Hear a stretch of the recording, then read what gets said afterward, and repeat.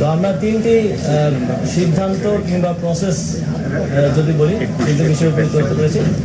প্রথম হচ্ছে যুব ক্রীড়া মন্ত্রণালয়ের অধীনে শেখ হাসিনা জাতীয় যুব উন্নয়ন ইনস্টিটিউট আছে।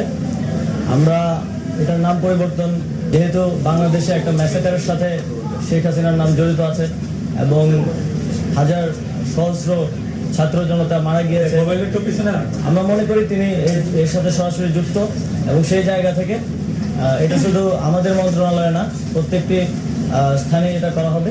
তো শেখ হাসিনা জাতীয় যুব উন্নয়ন ইনস্টিটিউটের নামটা আমরা পরিবর্তন করে বাংলাদেশ জাতীয় যুব উন্নয়ন ইনস্টিটিউট করছি এবং এই বিষয়ে প্রসেস চলমান থাকবে এবং দ্রুতই এটা কমপ্লিট হবে। আর নারী টি-20 বিশ্বকাপের বিষয়ে আমরা বিসিবির সাথে কথা বলেছি। যেই ইস্যুগুলো হচ্ছে তার মধ্যে সবচেয়ে গুরুত্বপূর্ণ হচ্ছে সিকিউরিটি এনশিওর করা। সিকিউরিটি এনশিওর করার ব্যাপারে স্টেট লেভেল থেকে কিছু কাজ করার ব্যাপার আছে। আমি আজকেই যমুনাতে গিয়ে ইউনুস স্যারের সাথে এই বিষয়ে বিস্তারিত কথা বলবো এবং তিনি একজন ক্রীড়াপ্রেমী মানুষ, তিনি অবশ্যই এটিতে আমাদেরকে সহযোগিতা করবেন এবং স্টেট লেভেল থেকে সিকিউরিটিটা আমরা এনশিওর করবো। আমরা ইউএনের সাথেও কথা বলবো যাতে তারা সাজেস্ট করে কিছু দেশের ট্রাভেল রেস্ট্রিকশনস আছে সেগুলো যাতে সমাধান করা যায়।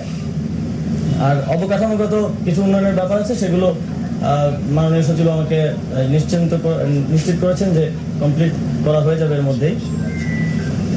এবং বিসিবির বিষয়ে, যেহেতু বিসিবি একটি অটোনমাস ফেডারেশন, তো সিদ্ধান্ত তো আমরা দিতে পারবো না, আমরা বিসিবি থেকে সাজেশন নিতে পারবো, তাদেরকে সাজেশন দিতে পারবো। সো বিসিবির সভাপতি অনুপস্থিত আছেন।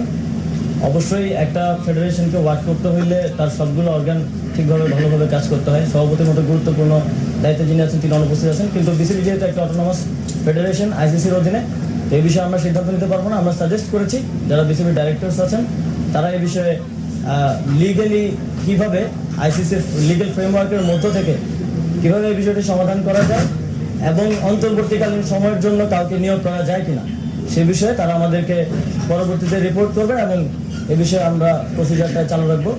তো এই তিনটি সিদ্ধান্ত কিংবা প্রসেস যাই বলেন আজকে আমরা উপনীত হতে পেরেছি।